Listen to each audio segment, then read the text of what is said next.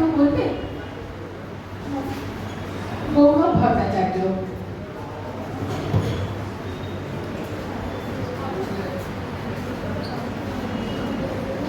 এখানে উপস্থিত সকলকে জানাই আমার আন্তরিক শ্রদ্ধা। আজ আমরা এখানে উপস্থিত হয়েছি একটি বিষয় নিয়ে, যা শুধুই সামাজিক সমস্যা নয়, এটি অসংখ্য মেয়ের স্বপ্নভঙ্গের গল্প। এটি একটি শৈশবের নিঃশব্দ কান্না। বিষয়টি হলো বাল্য বিবাহে মেয়েদের ইচ্ছে বেড়ে চলেছে। আমি এটার কিছু কারণ রয়েছে, সেগুলো পয়েন্ট হিসেবে তুলে ধরছি তোমাদের সামনে। একটা সময় ছিল যখন মেয়েরা বাধ্য হয়ে বিয়ে করত। আজ পরিস্থিতি কিছুটা বদলেছে, কিন্তু আশ্চর্যের বিষয়, এখন অনেক মেয়ে নিজেরাই বয়সের আগে বিয়ে করতে চায়। কেন এমন হচ্ছে? এটা কি সমাজের পরিবর্তন, নাকি এক নতুন ধরনের অন্ধকার? চলো আজকে আমরা সেই কারণগুলো দেখি। প্রথমত, সমাজ ও মিডিয়ার প্রভাব। আজকের সমাজে, আজকের মিডিয়ায় অল্প বয়সের প্রেম, বিয়ে, সাজগোজ এগুলো যেন জীবনের আসল সুর।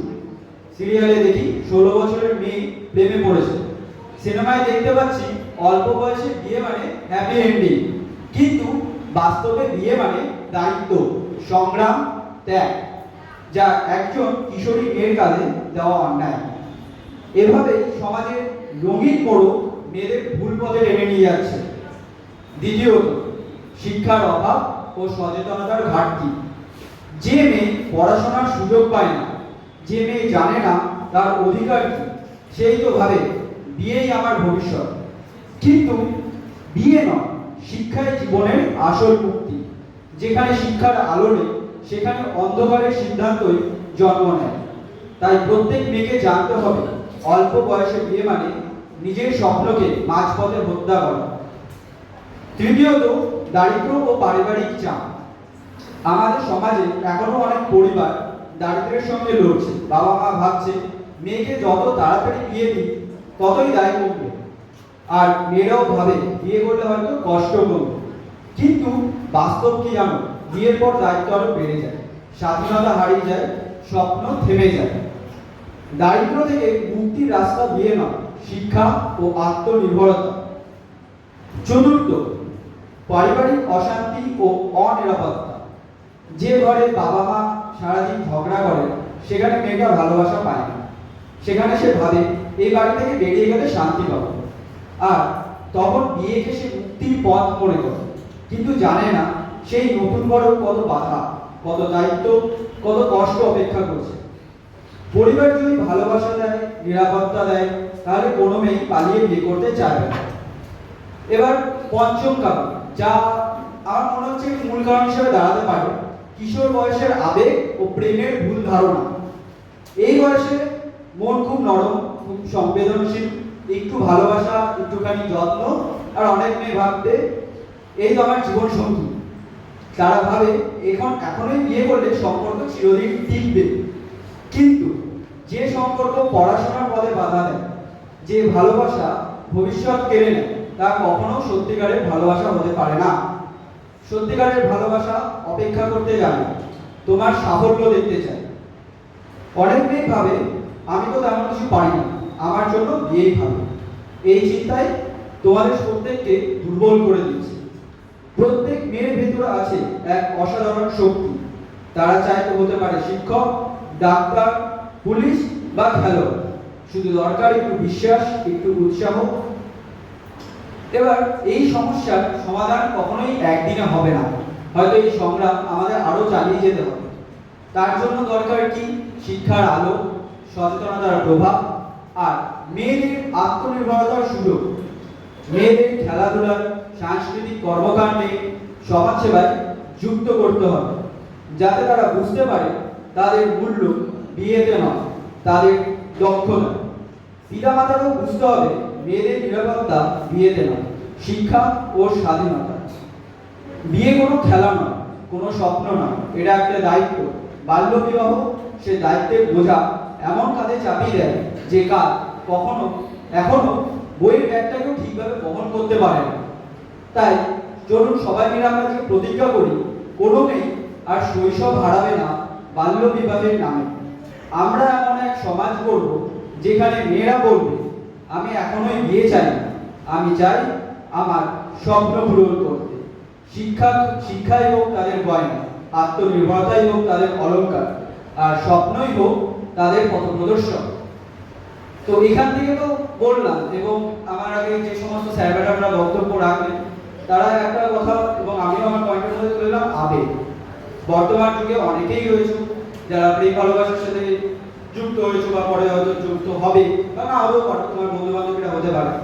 তো অনেক সময় হয়তো আমি একটা উদাহরণ দিচ্ছি, যেরকম হয়তো তোমরা নাচ করতে ভালোবাসো বা তোমরা নাচ করো, এবার তোমার সঙ্গী যে রয়েছে সে বলছে না তোমাদের নাচ করার প্রয়োজন নেই, তাহলে কি আমি সেই ইচ্ছেটা ছেড়ে দেবো? ছেড়ে দেবো না নিশ্চয়ই। তাহলে এই জিনিসগুলো আমাদের বুঝতে হবে, যে আমাকে পড়াশোনার ক্ষেত্রে বাধা দিচ্ছে, যে আমার প্যাশনের প্রতি বাধা দিচ্ছে, সে কখনোই আমার উপযুক্ত জীবনসঙ্গী হবে না। যদিও এই উপযুক্ত জীবনসঙ্গী কি বা কে হবে সেটা ঠিক করা অনেকটাই কষ্টকর, এবং সেটা সময় সম্পর্কে সময় যত বাড়বে সেই আস্তে আস্তে তোমরা বুঝে নেবে। তাই কারোর কথায় বা কারোর ব্যবহারে সঙ্গে সঙ্গে বাড়ি ছেড়ে পালিয়ে বা বিয়ে এই জিনিসগুলো করবে না বা যুক্ত হবে না তাদের সাথে। এইসব যদি একটু অসুবিধা হয়, যদি কোনো ছেলেরা অসুবিধা করে, জ্বালায়, বাড়িতে জানাবে। তোমাদের জন্য ম্যাম পুলিশ হেল্পলাইন নাম্বার বলে দিয়ে গেছে, সেইগুলোতে তোমরা তোমাদের অভিযোগ জানাতে পারো। আমি এইটুকু বলে আমার সংক্ষিপ্ত বক্তব্য শেষ করছি। ধন্যবাদ। ধন্যবাদ জানাচ্ছি গৌরবকে। সেই সঙ্গে আমার দু একটা কথা বলছি। এই অঞ্চলে আমি নতুন বলতে তাও আমার অনেকদিন এখানে চাকরি জীবন হয়ে গেছে, কিন্তু কাজের পরিসরে বা মাঠে নেমে কাজ করার ক্ষেত্রে এই অঞ্চলে আমি নতুন। কিন্তু নতুন বললেও তাও বেশ কিছুদিন ধরে কাজ করতে করতে এমন কিছু ঘটনা বা কথা আমি চাক্ষুষ করেছি, যেটা প্রথম যখন আমি শুনলাম ধাতস্থ হতে খুব সময় লেগেছিল। ব্যাপারটা হচ্ছে অনেকটা এইরকম, মা বাবা তো বিয়ে দিয়ে দিয়েছে, পরিবার বিয়ে দিয়ে দিয়েছে, সেই জায়গাটা থেকেও এখন অনেক বেশি জটিল জায়গা তৈরি হয়েছে নিজের ইচ্ছা বিয়ে করা। এটাও গেল, এই ধারা বহু কাল থেকেই আসছে, বাড়ি থেকে পালিয়ে গিয়ে বিয়ে করা।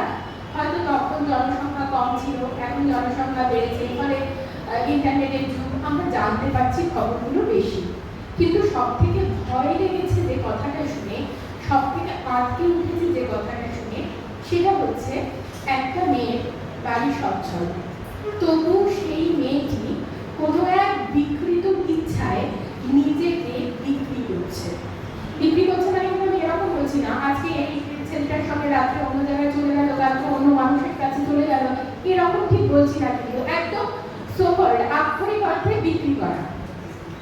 খাতা পেন বই পুরনো হয়ে গেলে যেরকম মানুষ বিক্রি করে দেয় কেজি দরে, সেরকম একটা মেয়ে নিজেকে বিক্রি করছে।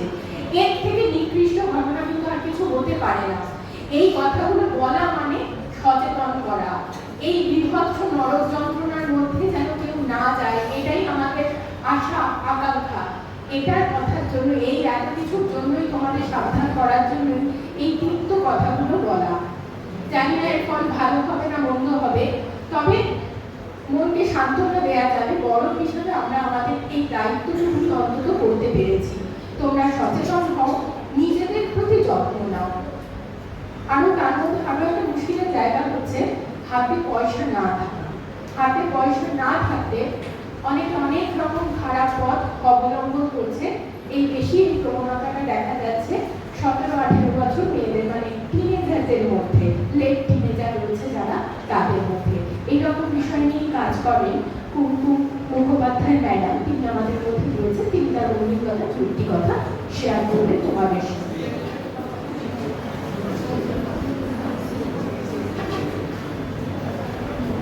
আমাদের অনুষ্ঠানটার শেষের পথে তোমরা একটু ধৈর্য ধরো। ধন্যবাদ আনন্দধারাকে আজকে এই মঞ্চে আহ্বান করার জন্য। মঞ্চে উপবিষ্ট অধ্যক্ষ মহাশয় এবং আমাদের কন্যা সহ আপিকা, সামনে উপবিষ্ট ছেলে মেয়েরা আছো, তার প্রত্যেকেই আমাদের সন্তান তুল্য। আবার এই জেলাতে এগুলো আছে, তার নাম শাহনূর শঙ্করপুর এবং মুর্শিদাবাদ জেলায় আমরা কাজ করি। আজকে আমরা যে কারণে এখানে এসেছি, যে বিষয়টার উপরে আলোকপাত করার জন্য এখানে এসেছি, সেটা নিয়ে দু এক কথা তোমাদের আমি বলবো খুব সহজ ভাষায়, এবং যেটা তোমরা বুঝতে পারবে। সহজ ভাষা বলতে এটাই, আমি কোনো তত্ত্ব কথায় যাবো না। আমরা ইদানিং মুর্শিদাবাদ শহরে কাজ করতে গিয়ে যেটা দেখেছি যে আজকাল মেয়েরা খুব অল্প বয়সে, মানে 12-13 বয়স হচ্ছে কি না, তারা প্রেমে পড়ে যাচ্ছে এবং বিয়ে পর্যন্ত করে যাচ্ছে এবং বাবা মাকে ছেড়ে দিয়ে চলে যাচ্ছে। এই জায়গাটা আমাদের ভাবাচ্ছে, নতুন করে ভাবাচ্ছে এই জায়গাটা, কেন মেয়েরা এত তাড়াতাড়ি বাবা মাকে ছেড়ে চলে যেতে চাইছে। কারণ আমরা এরকম অনেক মেয়ের বিয়ে বন্ধ করেছি এবং অনেককে যারা পালিয়ে গেছে তাদেরকে ধরে নিয়েছি। কারণ এখন চাইল্ড ম্যারেজ কিন্তু আইনত দণ্ডনীয় অপরাধ তো অনেকদিন আগে থেকেই ছিল, কিন্তু এখন দেখা যাচ্ছে এটা যে মুর্শিদাবাদ জেলায় যে হারে চাইল্ড ম্যারেজ বেড়েছে, তার জন্য কিন্তু প্রশাসন প্রচণ্ডভাবে কাজ করছে। খুবই মানে ইনিশিয়েটিভ নিয়েছে তারা, যে যেখানেই চাইল্ড ম্যারেজ দেখবে সেখান থেকে তারা তুলে নিয়ে আসছে। কিন্তু সমস্যাটা কি বলতো, সমস্যাটা হচ্ছে যে মেয়েটিকে আমরা তুলে নিয়ে আসছি বা ছেলেটিকে তুলে নিয়ে আসছি, মেয়েটিকে হয়তো 10 দিন 12 দিন হোমে রেখে দিচ্ছে। মেয়েটিকে হোমে রেখে সিডাব্লিউসিতে প্রস্তুত করবে, তাকে হোমে রেখে দেওয়া হচ্ছে। এবার ছেলেটি কিন্তু সেই ক্ষেত্রে জেল হয়ে যাচ্ছে। যদি সে নাবালক হয় তাহলে জেলে হোমে চলে যাচ্ছে, আর যদি সে সাবালক হয় তাহলে পরে তার জেল হয়ে যাচ্ছে। তো এখানে যেহেতু ছেলেরাও আছে, তাই আমি ছেলেদের একটা কথা বলবো, চাইল্ড ম্যারেজ যারা করছে তাদের মেয়েদের কিন্তু খুব একটা সমস্যা হচ্ছে না, সমস্যা কিন্তু ছেলেদের হচ্ছে বেশি। এখনকার সময়ে দাঁড়িয়ে যে সাবালক ছেলেটিও একটা নাবালিকাকে বিয়ে করে চলে যাচ্ছে, তাকে কিন্তু ধরে এনে পক্সো কেসের আওতায় সে পড়ছে। আর নিশ্চয়ই তোমাদের মনে আছে মনে ম্যাডাম কি বলে গেলেন, পক্সো কেসটা কিন্তু খুব সামান্য কেস নয়। পক্সো কেসের আওতায় অনেকগুলো ধারা আছে, সেই ধারার মধ্যে কেন কিরকম ভাবে তার মানে কার্যকারিতা হয়েছে সেইটার উপর বেস করে কিন্তু এই ধারাগুলো দেওয়া। আর এই ধারার মধ্যে পড়ে গেলে সেই ছেলেটির জীবনটা বরবাদ হয়। তাই আমি মেয়েদের থেকে বেশি বলবো এই ক্ষেত্রে ছেলেদের, যে তোমরা কখনোই এই ভুলটি করো না। একজন নাবালিকা মেয়েকে প্রেম করতে পারো, প্রেমের বয়স তো কোনো কিছু লাগে না, প্রেম করা যেতেই পারে, কিন্তু বিয়ে করো না তখন। অন্তত তাকে 18 বছর বয়স হতে দাও, তারপরে তাকে বিয়ে করো, তাহলে তোমার জীবনটা বরবাদ হয়ে যাবে। এটা কিন্তু আমি ছেলেদের জন্য বললাম। ছেলেদের ক্ষেত্রে আমি অনেক সময় দেখি না যেটা কি হয়, ছেলেরা এসে তারপরে এসে পায়ে পড়ে, ও দিদি একটু বাঁচান আমাদের, ও দিদি বাঁচান, কিন্তু এই ক্ষেত্রে বাঁচানোর কোনো রাস্তা এখন আর নেই। কারণ এখন প্রশাসন ভীষণভাবে উদ্যোগী হয়েছে এই ব্যাপারটা।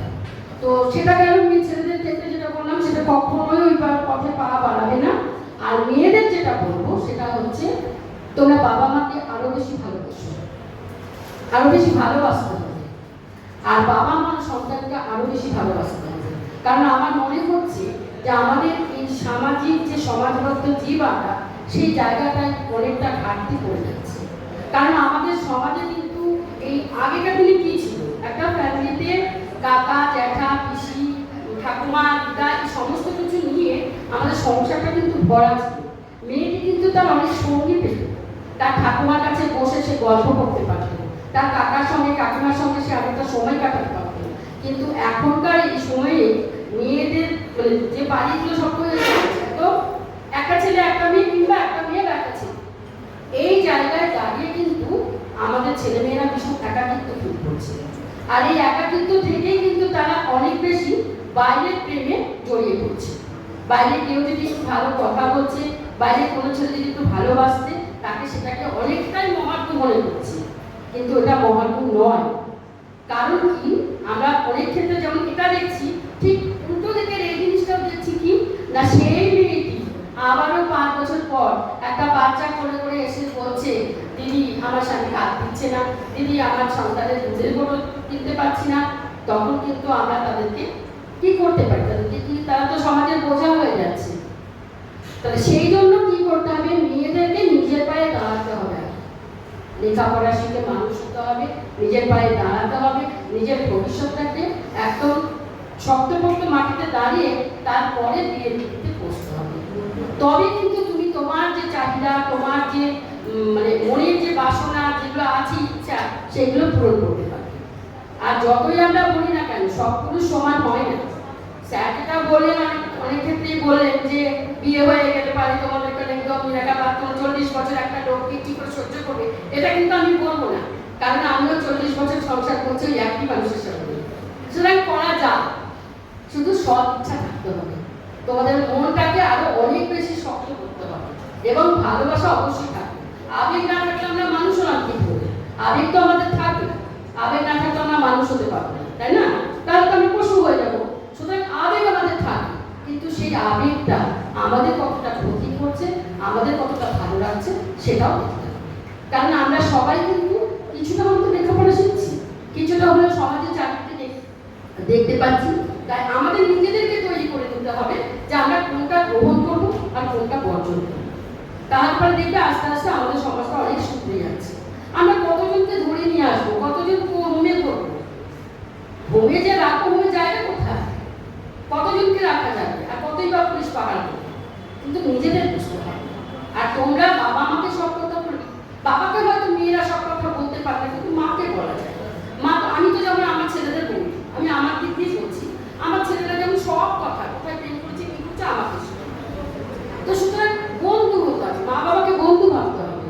মা বাবা যেমন শাসন করবে, তেমনি মা বাবা থেকে ভালো কেউ বাঁচবে না। আর যে ভালোবাসবে সেটা অনেক পরে তোমাকে খুঁজে, তোমার যখন কি হচ্ছে, এখন ধরো তোমার 12 বছর 13 বছর 14 বছর বয়স, তোমার বুদ্ধি সেভাবে পাকেনি, তোমার শরীরটাও সেভাবে পাকেনি। একটা শক্তপোক্ত কাঠ থেকে যখন আমরা কিছু তৈরি করবো তবে তো সেটা ভালো হবে। আমার কাঠটা যে কাঁচা কাঠটা শরীর পিট করছে, সেই কাঠটা থেকে আমি কোনো একটা চেয়ার টেবিল বানাতে পারবো? পারবো না তো। ভালো শক্ত জিনিস বানাতে পারবো? পারবো না। তাহলে আমাদের ছেলে মেয়েরা যদি নিজেদের মেরুদণ্ডটাকে অনেক শক্ত করতে পারে, সঠিক হয়, তবে কিন্তু আমরা ভবিষ্যৎটাকে, যে ভবিষ্যৎ আমরা লালন পালন করবো, সেটা কিন্তু ভালোভাবে সুন্দর হবে। গত 2 বছর আগে থেকে আমরা আমাদের এই মুর্শিদাবাদ শহরে যেমন দেখেছি চাইল্ড ম্যারেজ 1 নম্বরে, তেমনি কিন্তু টিনেজ প্রেগন্যান্সিতেও 1 নম্বরে মুর্শিদাবাদ শহরে। কেন? যখনই চাইল্ড ম্যারেজটা হবে তখনই টিনেজ প্রেগন্যান্সি হবে। এবার দেখা গেল হসপিটালে বাচ্চা মারা যাচ্ছে, প্রচুর বাচ্চা মারা গেল একসাথে, খবর হলো, হাসপাতালে ডাক্তারদের মারধর করা হলো, অনেক কিছু হলো, কিন্তু পরবর্তীকালে যখন সার্ভে করে দেখা গেল, তখন দেখা গেল কি না, বেশিরভাগ ক্ষেত্রে দেখা যাচ্ছে কারণ 12 বছরের মা হয়েছে, কেউ 14 বছরে, কেউ 17 বছরে, কেউ 16 বছরে, কেউ 13 বছরে। তাহলে এই বাচ্চাগুলোর মোটামুটি কি বেঁচে থাকবে?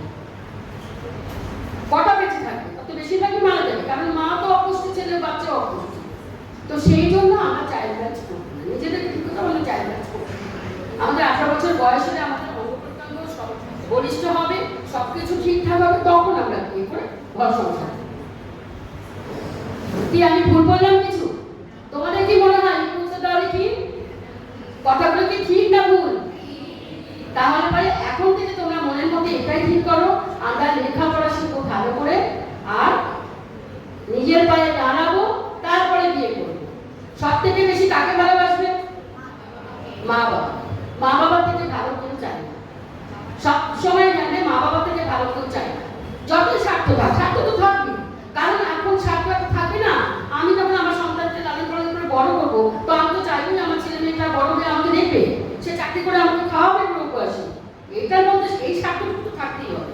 এই স্বার্থটুকু না থাকলে আর সংসার হলো কি করে, জীবন হলো কি করে? এটুকু থাকবে, এইটুকু আমরা রাখতেই পারি। এবং সেই সন্তানকেও বড় হয়ে এই দায়িত্বটা পালন করতে হবে, সেই কাজটাও তাদেরকে সেইভাবে শক্ত করতে হবে। মেয়ে বলে কিন্তু আমরা কেউ পিছিয়ে নেই, আমরা মেয়ে বলে কোনো জায়গাতে পিছিয়ে নেই। আমরা গাড়িও চালাচ্ছি, ট্রেনও চালাচ্ছি, এরোপ্লেনও চালাচ্ছি, যুদ্ধ বিমান চালাচ্ছি। আমাদের রাষ্ট্রপতি কে? মহিলা। সে কিন্তু প্লেন, কি প্লেনটা, যে প্লেন, যুদ্ধ বিমান, সেটা সে কিন্তু চালিয়েছে একবার হলেও সে কিন্তু সেদিন চালিয়ে দেখিয়েছে যে আমিও চালাতে পারি। তাহলে সে আমাদের যখন সবই আমরা মেয়েরা করতে পারি, তাহলে কোনো পিছিয়ে থাকবো? কোনো সময় পিছিয়ে থাকবো না। ক্রিকেট আজকে আমরা বিশ্বকাপ জয় করেছি, অনেক আনন্দ জেগে, সেদিন খুব আনন্দ করেছি। কিন্তু ওই ঝুলন গোস্বামী আর মিতালি রায়কে দেখে সেদিন যখন দেখলাম এই নতুন মেয়েরা পুরোনোদেরকে যে সম্মানটা দিল, পুরুষ সম্মান, সেদিন তখন কিন্তু চোখে জলটা এসে গেছিল। কারণ 2017 সালে এই ঝুলন গোস্বামী কিন্তু ওই মেয়েদের নতুন ড্রেসের পারমিশন করেছিল, কারণ আগে নতুন ড্রেস দেওয়া হতো না মেয়েদের ছেলেদের পুরনো ড্রেস দিয়ে তাদেরকে খেলাতে হতো। মন্দিরা বিদির নাম তো জানা আছে, শুনেছে নিশ্চয়ই। মন্দিরা বিদি কিন্তু প্রথম মহিলা টিমটাকে স্পন্সর করেছিল একজন মেয়ে, সে কিন্তু তার সমস্ত কিছু দিয়ে সেই টিমটাকে শক্ত বলিষ্ঠ তৈরি করেছে। তো মেয়েরা পারে না বলা ভুল, এখন মেয়েরা সব পারে। একটা মেয়ে এক জীবনে মা হতে পারে, বোন হতে পারে, বন্ধু হতে পারে, সব কিছু পারে। সুতরাং পারতে হবে, নিজেকে তৈরি করতে হবে, পারতে হবে। আর নাবালক সাবালকের যে প্রশ্নগুলো আসে, আমরা অনেক সময় মনে করি নাবালকরা বোধহয় কিছুই জানে না, কিছুই বোঝে না, এমনটা না। কারণ তোমরা অভয়াকাণ্ডটা তোমাদের মনে আছে, নির্ভয়াটা অনেক আগে হয়েছে। নির্ভয়াকাণ্ডে সব থেকে যে পাশবিক ছিল সে কিন্তু নাবালক ছিল। সেই ছেলেটা কিন্তু নাবালক ছিল, কিন্তু সেই কিন্তু সব থেকে বেশি পাশবিক ছিল। তো সেই জন্য নাবালকরা কিছু পারে না, নাবালকরা সব কিছু পারে, সব কিছু বোঝে না, তাদের বোঝানোটা হচ্ছে, তাদেরও শিক্ষার দরকার আছে। আর আমি মনে করি, আমি আনন্দতারাকে একটা অনুরোধ করবো, বহরমপুর শহরে এরকম যেন গার্জেনদের নিয়েও একটা অ্যাওয়ারনেস ক্যাম্প করা, কারণ গার্জেনদেরও অনেক কিছু এখন জানার আছে, শেখার আছে, বোঝার আছে। অনেক ক্ষেত্রে কি হয়, বিয়েটা যে দেয় না, অনেক সময় বলে আমাদের টাকা পয়সা নেই, একটা ভালো পাত্র পেয়েছি, বিয়ে দিচ্ছি। আর গ্রামাঞ্চলে বেশিরভাগ এখনো হয় বিয়ের নাম করে পাচার, মানে এখানে করতো বিয়ে, দেখাচ্ছে বিহার থেকে ছেলে পেয়েছি, একটা ভালো ছেলে পেয়েছি, বিয়ে দিয়ে দিলাম, কিন্তু বিয়ে না, সে কিন্তু বিক্রি করে দিচ্ছে মেয়েকে, বিক্রি করছে। সেই ছেলেটি আবার ওই মেয়েটাকে নিয়ে গিয়ে সে প্রস্টিটিউটের কাজ করাবে, সে অনেক অনেক রকম ভাবে মেয়েটাকে ইউজ করা হয়। কেউ হয়তো নাচতে হিসাবে জয়েন করে, কেউ প্রস্টিটিউটের কাজ করে, এরকম ভাবে তাদেরকে ব্যবহার করা হয়। তো সুতরাং তোমাদেরকে অ্যালার্ট হতে হবে, তোমাদের সচেতনতা অত্যন্তভাবেই দরকার, এবং তোমরা নিজেরা নিজেদের ভালোটাকে বুঝে। আমি আর বেশি বক্তব্যকে দীর্ঘায়িত করবো না, অনেকটা সময় হয়ে গেছে। তোমরা সবাই ভালো থাকো, সুন্দরভাবে নিজেদের জীবনটাকে তৈরি করো। দিদিকে অনেক ধন্যবাদ জানাচ্ছি। দিদি বললেন একটা কথা অভিভাবকদের নিয়ে এরকম একটা সভার ব্যাপারে। হ্যাঁ, আমরা যেটা বলেছিলাম স্কুলগুলোতেও, যে যদি সম্ভব হয়, যদি শব্দটা ছিল, হয়তো সম্ভব হয়নি, তারা আসতে পারেনি। কিন্তু আমার কথা আছে এর মধ্যে একটা, এই যে আমরা বারবার বলছি বাবা মাকে বলতে হবে, বা ইনোরিন স্যার একটু আগে আমাদেরকে বললেন বাবা মাও এই জায়গাটা একটা পলিটিক্স করে, কিন্তু তারও গভীরে বুঝতে হবে বাবা মার এজ কতটা। আমি কিন্তু একটা সোকল কথা বলছি, আমি কিন্তু কারোর ইন্ডিভিজুয়াল কোনো কথাবার্তা বলছি না। এখনকার যাদের বয়স 13, 14, 15, 16 বা 17, 18, তাদের যারা বাবা মা রয়েছে তারা কি খুব সচেতন? তাদের ম্যাক্সিমাম এজ কত? তাদের নার্চারিংটা কিভাবে হয়েছে? তাদের ব্যাকগ্রাউন্ডটা কিরকম? তারা কি এরকম ধরনের কোনো কাজ করেছে? বা আজকাল যে চাইল্ড ম্যারেজ হচ্ছে, আমি একটি স্কুল, এই সাইন অফ স্কুলের থেকেই খবরটা পেয়েছি, সেখানে আমি জেনেছি যে এখন সেই স্কুলে এরকম কিছু মেয়েরা পড়ে, ছেলেরা মেয়েরা পড়ে, যাদের মা বাবা এরকম ভাবে বিয়ে করেছে, এবং ওই সেই বাচ্চাটি দাদুদিদা বা দাদু ঠাকুমার কাছে এক প্রকার অনাথের মতোই মানুষ হচ্ছে। এই জায়গাটায় কিন্তু একটা বড় প্রশ্ন থেকে যাচ্ছে, আমাকে কে সচেতন করবে? এই রকম আমাদেরকে সচেতন করবে এই রকম সভাগুলো, এই রকম আমাদেরকে সচেতন করবে আমাদের দিদিমণি মাস্টার মশাই। তাই আমি যদি ভালো হতে চাই, প্রথম শর্তটাই আমার উপর নির্ভর করছে আমি ভালো হতে চাই কিনা। আমি কি আমার জীবনটা আমার বাবা মার মতো কোনো রকম ভাবে বিলিয়ে দিতে চাই, নাকি আমি একটু ভালোভাবে একটু উন্নত জীবনযাপন করতে চাই, সেটা কিন্তু আমাকে বুঝতে হবে। এই সিদ্ধান্তটা কিন্তু 12 বা 13 বছরের ছেলে বা মেয়ে নিতে পারে, এতটাও নাবালক তারা নয়। ম্যাডাম যেরকম বললেন, সে পালিয়ে যখন যেতে পারছে, সুতরাং এই মতো তার মধ্যে আছে যে পালিয়ে যাওয়াটা ভালো কি মন্দ সেটার মধ্যে যে ডিফারেন্সিয়েট, সেটা তারা করতে পারে। কারণ এখনকার প্রবণতাই হয়ে দাঁড়িয়েছে, সেই বিদ্যাসাগর মহাশয় চেয়েছিলেন বাল্য বিবাহ রোধ করতে। বাল্যকালের ছেলেমেয়েরা এখন নিজেরাই নিজেদের বিয়ে দেওয়ার জন্য ব্যস্ত হয়ে যাচ্ছে, এটা তো মানা যাচ্ছে। কিন্তু রামমোহন রায় চেয়েছিলেন সতীদাহ প্রথা বন্ধ করতে। এখনকার মেয়েরা নিজেরা নিজেদেরকে প্রিয় মানতে, তাহলে বাল্য বিবাহ হয় কেন? তাহলে সেই কাজটা করছে কেন মেয়েরা? মেয়েরা যে এখন পালিয়ে যে বিয়ে করছে নাবালিকারা, এটাও কিন্তু এক ধরনের নিজেকে কুড়িয়ে মারারই সামিল হচ্ছে। সুতরাং এই সমস্ত কাজ না করাই ভালো। আর কাকে আমি আমার মনের কথা বলবো, সেটা কিন্তু নির্বাচন করতে হবে খুব কৌশলে। একদম শেষে চলে এসেছি, একদম ইয়াং জেনারেশন থেকে মৌ সাহা তিনটে কথা বলবে, তারপরে আমরা আমাদের কনক্লুশন টানবো। বলো কে কি বলবে? হ্যাঁ বলো, একদম নির্দ্বিধায় বলো, ওখান থেকেই বলো। ও হাততালি দিলে? আচ্ছা, শেষ হয়ে যাওয়ার জন্য আমার খুব আনন্দ হয়েছে, তাই ও হাততালি দিয়েছে। এখানে উপস্থিত সকল সম্মানীয় ব্যক্তিবর্গ এবং আমার ছোট্ট ভাই বোনেরা, সবাইকে জানাই আজকের মুক্ত চিন্তাধারা, মুক্ত বিকেলের শুভেচ্ছা। আমরা তো অনুষ্ঠানে একদম শেষ পর্যায়ে পৌঁছে গেছি এবং আমরা অলরেডি জানি, এবং আজকে আমাদের কাছে স্পেশালি তোমরা মেয়েদের কাছে এবং ছেলেদের কাছেও যারা খুব ভালোভাবে মন দিয়ে তোমরা শুনেছো আজকের বক্তব্য, তারা বুঝতে পেরেছো যে এই যে বাল্য বিবাহ, তাতে কিন্তু সব থেকে বেশি লস কাদের বলতো? আমাদের মেয়েদের। আর শুধুমাত্র বাল্য বিবাহ করলে যে আমাদের লস হচ্ছে তা কিন্তু নয়। আমাদের লসটা হচ্ছে যতক্ষণ না পর্যন্ত আমরা স্বাধীন, মানে আমরা ইন্ডিপেন্ডেন্ট হচ্ছি, ততক্ষণ পর্যন্ত আমরা আমাদের বাড়ির লোক মানে ফ্যামিলি থেকে আমাদের বিয়ে দেওয়া হোক বা আমরা স্বেচ্ছায় বিয়ে করি না কেন, ইন দি এন্ড লসটা কিন্তু আমাদের মেয়েদেরই হচ্ছে। সেই জন্য সবার আগে আমাদের মেয়েদেরকে আমাদের নিজেদের ভালোটা বুঝতে হবে। আর এই ভালোটা বুঝতে গেলে আমাদেরকেও ছেলেদের মতো লজিক্যালি নয়, সরি, আমরা মেয়েরা প্রচন্ড বেশি ইমোশনাল হই, আমরা ইমোশন দিয়ে ভাবি, এটা আমাদের সাইকোলজিক্যালি বলতে পারো, ইভেন বায়োলজিক্যালিও আমাদেরকে এইভাবে প্রকৃতি সৃষ্টি করেছে। কিন্তু আজকে সময় এসেছে আমাদের অধিকারটা আমাদের নিজেদেরকে বুঝে নেওয়ার। আমাদের এই ইমোশনটাকে কিছু কিছু ক্ষেত্রে আমাদের ইমোশনকে সম্পূর্ণভাবে ছেড়ে ফেলতে হবে এবং ছেলেদের মতোই লজিক্যালি আমাদের ভাবতে হবে যে আমি যেটা আজকে করছি সেটা আগামী 5 বছরে আমাকে কি ফলাফল দেবে বা আগামী 10 বছরের মধ্যে কি ফলাফল দেবে। এই যে আজকে আমার ছেলেটাকে আমার ভালো লাগছে বা তাকে মানে না দেখে আমার একদম শরীরের মধ্যে আনচান করছে, এই আনচানটা কিসের জন্য তোমরা কখনো ভেবে দেখেছো?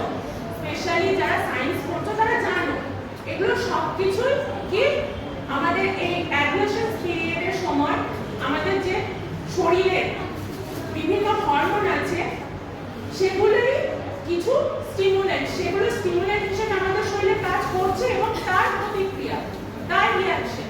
তো এই সামান্য সময়ের জন্য, খুব অল্প ক্ষণিক সময়ের জন্য যা কিছু আমাদের চাহিদা, সেই চাহিদাগুলোকে আমাদেরকে ভুলে যেতে হবে।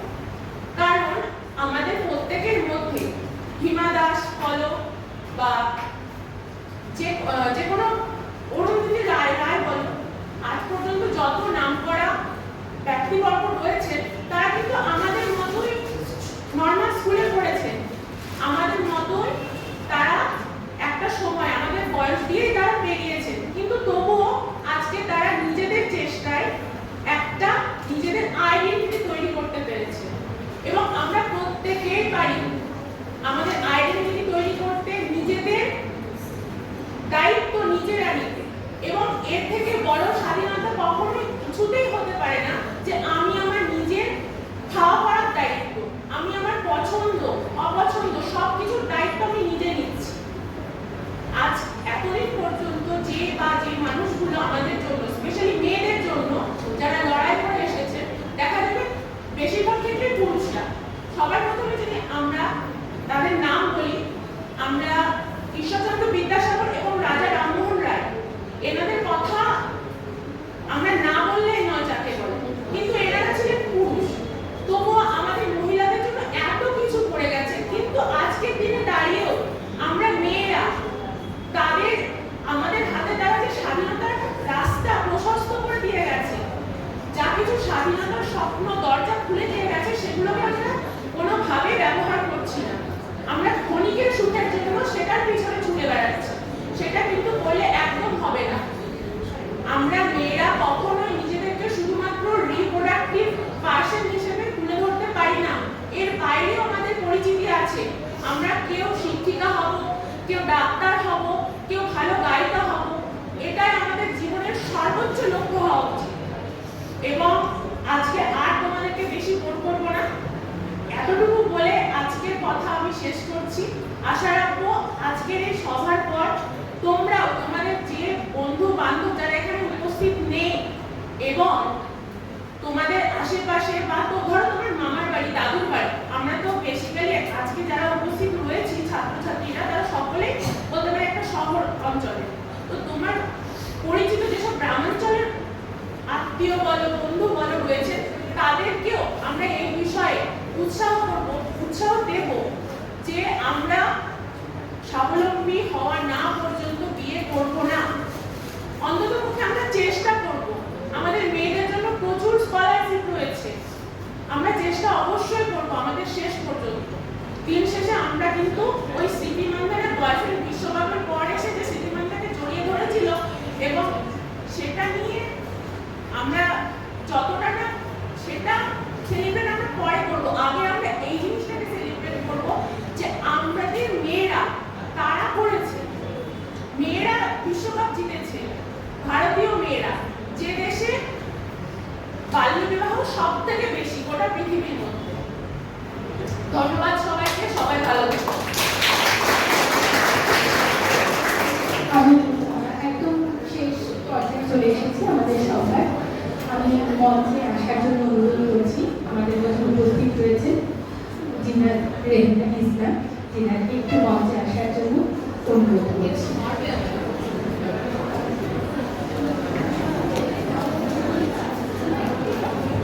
আমি সেই সাথে ইন্দ্রনীল মণ্ডলকে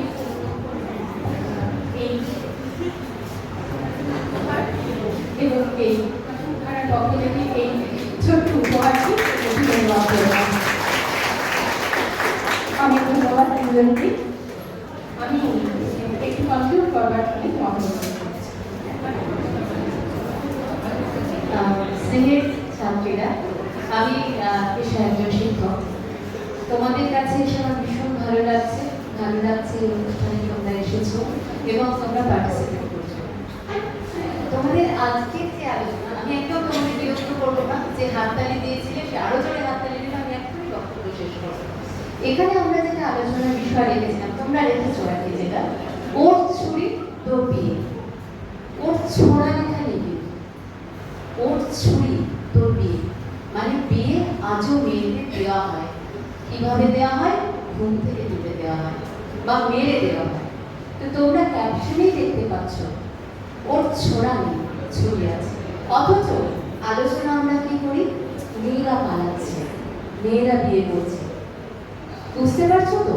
আমরা যা নই আমাদের কিন্তু সেটা দেখানো হয়। আমাদের সিদ্ধান্ত নেওয়ার ক্ষমতা নেই, কিন্তু আমাদেরকে বলা হয় আমরা পালিয়ে যাচ্ছি একটা ছেলের সঙ্গে। আজকেও রাত্রি 2টোর সময় যদি আমাকে কেউ ডাকে, আমি কি যেতে পারবো কারো হাত ধরে? কার সঙ্গে যেতে পারবো বলো তো? যাকে আমি ভালোবাসি, যার সঙ্গে আমার প্রেমের সম্পর্ক আছে। আমার মা, বাবা, বয়ফ্রেন্ড, স্বামী এরকম ব্যক্তিগুলো ছাড়া আমি কার সঙ্গে রাত 2টোয় কারো ডাকে যেতে পারবো? যে আমাকে ভালোবাসে, যে আমার ভালোবাসা অর্জন করেছে, যে আমার বিশ্বাস অর্জন করেছে। সেই ছেলেটি আমাকে ডেকে নিয়ে গিয়ে একটা ট্রেনে তুলে দিল, আমি পাচার হয়ে গেলাম। অথচ দোষ দেওয়া হবে কার? ওই মেয়েরা পালিয়ে যায়। কেন পালিয়ে যায়? কার সাথে পালিয়ে যায়? সেই হাতের আলোচনা আমরা কখনো বলে না। একটি মেয়ে প্রেম করছে, কার সাথে করছে? আমরা সবাই জানি মেয়েদের বায়োলজিক্যাল অবস্থা নিয়ে, ইমোশন নিয়ে হয়তো আমার আগে অনেক আলোচনা হচ্ছে। তোমরা সত্যি করে বলো, একটি মেয়ে গভীর ভালোবাসার প্রলোভন ছাড়া বাড়ি কি এক পা বেরোবে না। সে যুগেও সত্য ছিল, এই যুগেও সত্যি আছে। কিন্তু আমরা মেয়েদেরকে কেন ভাবছি না এই সেটা নিয়ে? আমরা বলছি মেয়েরা মা হচ্ছে, তোমরা বড় হয়ে গেছো। আমাদের বিয়ে হয় অনেক সময় অন্যের ইচ্ছে, এবং প্রতিটা সময় আমাদের স্বামীর ইচ্ছেই আমরা মা হই। পৃথিবীতে কোনো মা নেই সে দাবি করতে পারে তার সময়, তার ইচ্ছায়, তার প্রয়োজনে সে বলেছে আমি মা হতে চাই, তাই সে মা হয়েছে। আমার মা, তোমার মা, প্রত্যেকের মা হয়েছে তোমার বাবার ইচ্ছায়। সব সময় আমাদের এই আলোচনাটা মাথায় রাখতে হবে। আমরা যখনই বলছি যে মেয়েরা মা হয়ে যাচ্ছে, মা হওয়ার স্বাধীনতা আছে নাকি মেয়েদের? তোমার রিফিউজ করার ক্ষমতা আছে নাকি? আজই একটি মেয়ে এসেছিল আমাদের বিদ্যালয়ে, সে স্বামীর ভয়ে মেয়েকে মাদ্রাসায় পড়াচ্ছে ছেলেকে। কেন? সে নিজে শিক্ষিত, নিজে গ্র্যাজুয়েট, কিন্তু পারছে না। আমরা যদি এই আলোচনাটা এইভাবে না করতে শিখি, মেয়েদের অ্যাঙ্গেল থেকে আমরা যতদিন এটা না ভাবতে শিখবো, মেয়েরা পালিয়ে যাচ্ছে এই শব্দটা শুনে বিশ্বাস করো আমি আমার নিজের খুব লজ্জিত মনে হয়। যখনই যাই, আমি আগের বিদ্যালয়ের রঘুনাথগঞ্জে চাকরি করতাম, সেখানেও আজও এখানে শুনি গোটা মুর্শিদাবাদ জুড়ে সমস্ত আধিকারিকরা বলে মেয়ে পালিয়ে যাচ্ছে।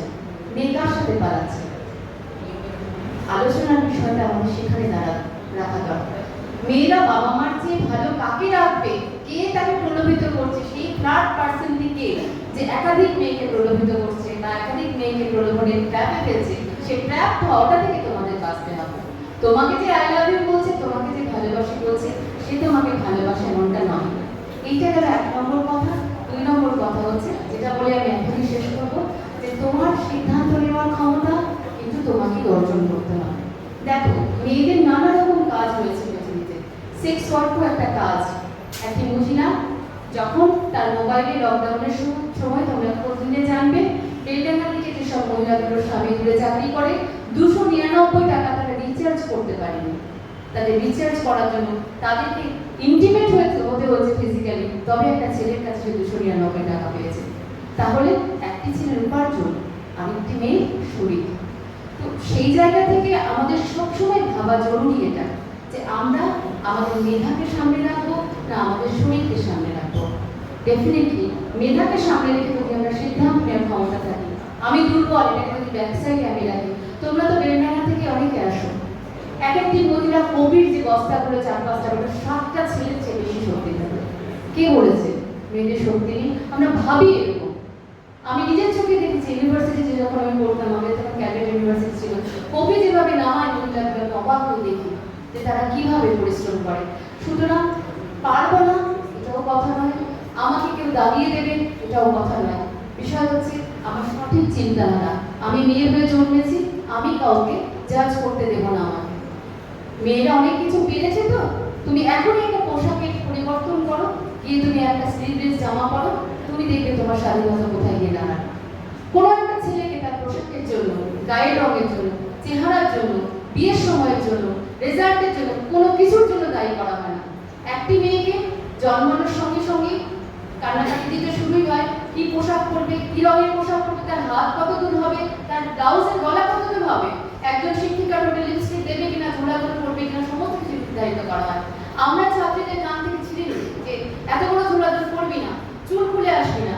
সেই মেয়েটিকে আমরা আশা করবো যে গ্রামের মধ্যে এই বিয়ে আটকাবে, যাকে আমরা প্রতি সময় দমিয়ে আসছি, প্রতিটি মেয়েকে এই করিস না, সেই করিস না, চুল ছিঁড়ে দেবো, কেন চুল বড় করছিস, বাড়িতে বলা যে এই পোশাক পরবি, এভাবে হাসবি না, এভাবে হাঁটবি, এভাবে চলবি। প্রতিটি মুহূর্তে যা সিদ্ধান্ত ওদের উপর নির্ভর করছে, কখনোই আমরা আশা করতে পারি না সেই মেয়েটিকে গ্রামে গড়ে গিয়ে বিয়ে আটকে আসে যে আমার বিয়ে আমি করবো না, কখনোই না।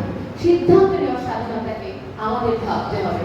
আমাদের একটা সময় দুই দিকে লাল ফিতে দিয়ে বিনুনি করে, কলা বিনুনি করে একটি মেয়ে এসেছিল স্কুলে, বলে তাকে সাসপেন্ডই করে দেওয়া হয়েছিল 7 দিন।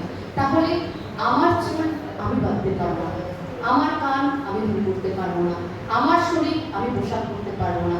আমাকে সব জায়গায় যখন বেঁধে দেওয়া হবে, এবং এই লড়াইটা করতে করতে না আমি চাকরির পরীক্ষা জিততে পারছি, না আমি প্রতিবেশীর কাছে জিততে পারছি, না আমি পরিবারে জিততে পারছি, আমি একটা হেরে যাওয়া মানুষের পরিণত হচ্ছি। কিন্তু তাই কি আমরা হারবো? কখনো না। তুমি হবে, তুমি অ্যাডভোকেট হবে, তুমি কলেজে পড়াবে, তুমি ল করে বিচারালয়ে যাবে, তুমি বিচার করবে। তোমরা প্রত্যেকে যদি আজকে অফিসে, স্কুলে, কলেজে গিয়ে নির্বাচনে জ্বালিয়ে কাজ করতে পারো, দাঁড়াতে পারো, তুমি তোমার পেছনের মেয়ে পরিবর্তন করবে। এই একটি রাস্তা পড়ার বাইরে কিছু নেই। তোমার কমিউনিটি, তোমার একটা মোরাল ডিউটি। আমি মনে করি প্রত্যেক মেয়ের জন্মানোর নৈতিক দায়িত্ব পাশের মেয়েটিকে সম্মান করা, পাশের মেয়েটিকে বরদাস্ত করা। যতদিন তুমি সেটা না করবে, তুমি কিছুতেই ঈশ্বরের কাছে জবাবদিহি করতে পারবে না। আমরা বেসিক্যালি আজ দুর্বল। কোন অর্থে দুর্বল? আমাদের প্রতিটা পায়ের সামনে নুড়ি সরানো আছে। এই নুড়িটা তুমি সরাবে, তবে তোমার বোন পারবে। আজকে তুমি করবে না, তোমার বোন পারবে না, প্রতিবেশী পারবে না। শুধু এটুকু বলার, সকলে ভালো থাকবে। আর ছেলেদের কাছে এটা আমি বারবার অনুরোধ করবো যে মেয়েদেরকে ট্র্যাপে ফেলে নয়, প্রলোভন দেখিয়ে নয়, মিথ্যে কথা বলে নয়, ভালোবাসি না তোকে বাসি না, তোকে বাসি তোকে বাসি, তোমরা সেটা বলতে শেখো। এবং মেয়েরাও বলতে শেখো, এটা করবো না, আমাকে করাতে পারবি না। কেননা আমি জন্মেছি, যেভাবে জন্মেছি আমার সিদ্ধান্ত নেওয়ার অধিকার আছে, আমি নেব, তবেই বাঁচবো আমি। ধন্যবাদ সকলে। ভালো থাকবেন, কথা হবে। আমি দুই স্কুল থেকে দুইজন ম্যাডাম সারাক্ষণ আমাদের সঙ্গে ছিলেন, ম্যাডামদেরকে একটু অনুরোধ করবো মঞ্চে আসার জন্য। ম্যাডাম আসুন, ম্যাডাম আসুন।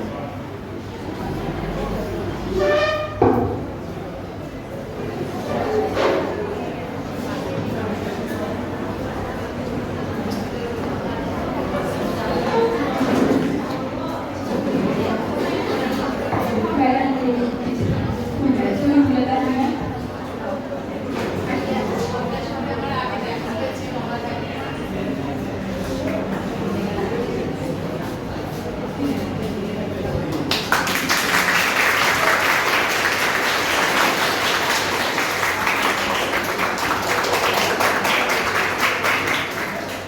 আমরা শুভেচ্ছা বিনিময় দিয়ে শুরু করেছিলাম আজকের সভা, যেহেতু এটা আমাদের একটা যৌথ উদ্যোগ ছিল, এবং শেষেও আমরা এই সৌহার্দ্যের মধ্যে দিয়ে সভার আজকে এখানে সমাপ্তি ঘোষণা করব। সকলকে অনেক ধন্যবাদ।